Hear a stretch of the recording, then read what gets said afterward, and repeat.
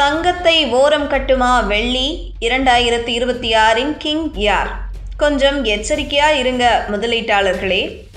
முதலீடு என்றாலே பலருக்கும் நினைவுக்கு வருவது தங்கம்தான். ஆனால் கடந்த சில காலங்களாக தங்கத்தையே ஓரம் கட்டும் வேகத்தில் எகிரி கொண்டிருக்கிறது வெள்ளி.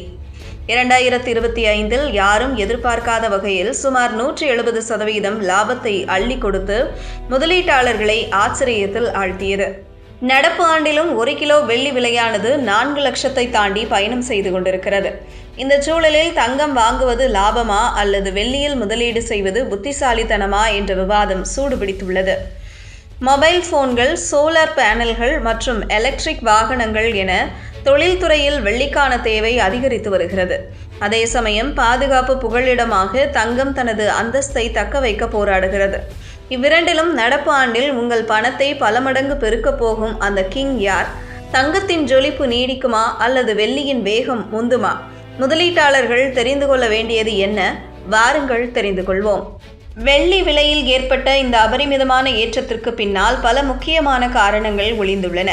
குறிப்பாக உலக நாடுகளுக்கு இடையிலான புவிசார் அரசியல் பதற்றம், உலக அளவில் நிலவும் வெள்ளியின் தட்டுப்பாடு, அமெரிக்க டாலரின் மதிப்பு வீழ்ச்சி மற்றும் அமெரிக்க ஃபெடரல் வங்கியின் வட்டி குறைப்பு எதிர்பார்ப்பு போன்றவை வெள்ளியை ஒரு கிங்காக மாற்றியது. 2026 ஆண்டு தங்கம் மற்றும் வெள்ளி ஆகிய இரண்டுமே ஒரு வலுவான தொடக்கத்தை கண்டன. குறிப்பாக தங்கம் ஈட்டும் லாபத்தை விட வெள்ளி அதிக லாபத்தை அள்ளி கொடுத்தது. ஆனால் இந்த மகிழ்ச்சி ரொம்ப காலம் நீடிக்கவில்லை.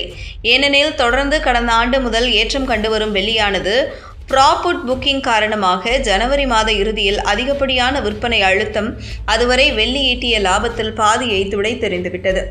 ஜனவரி மாதம் 1 கிலோ வெள்ளி 4,20,048 ரூபாய் என்ற உச்சத்தை தொட்டு சாதனை படைத்தது. ஆனால் தற்போது அந்த உச்ச விலையிலிருந்து கிட்டத்தட்ட 40% சரிந்து வர்த்தகமாகி வருகிறது. தங்கம் விலையானது 19% சரிவில் காணப்படுகிறது.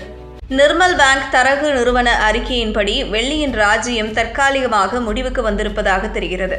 தங்கத்தை விட வெள்ளி அதிக லாபம் தரும் காலம் முடிவடைந்து விட்டது. இனிவரும் காலங்களில் வெள்ளியை விட தங்கம் சிறந்த லாபத்தை தரும். சந்தையில் வெள்ளியின் தேவையானது மெதுவாக குறைய தொடங்கியுள்ளது. அதோடு வெள்ளிக்கு இருந்து வந்த தட்டுப்பாடானது சீராகி உள்ளது. ஆக இனிவரும் மாதங்களில் வெள்ளி விலையில் பெரிய அளவில் ஏற்றம் காண வாய்ப்பு குறைவு என கூறியுள்ளது.